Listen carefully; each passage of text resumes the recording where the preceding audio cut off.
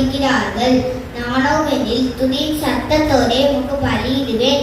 நான் பண்ணின பொருத்தனையை செலுத்துவேன். ரட்சிப்பு கர்த்தருடையது என்றான். கர்த்தர் மீனுக்கு கட்டளையிட்டார். அது யோனாவை கரையிலே கட்டிவிட்டது. ஆமென்.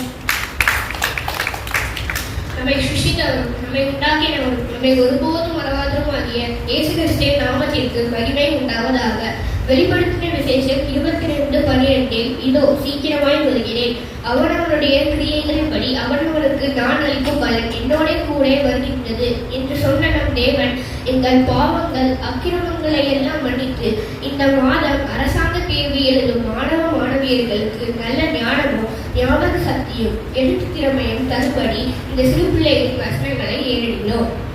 பூமி உண்டாகும் முன்னும் ஆதி முதல் கொண்டும் நான் அனாதியால் அபிஷேகம் பண்ணப்பட்டேன். ஆழங்களும் ஜலம் புரண்டு வரும் ஊற்றுகளும் உண்டாகும் முன்னே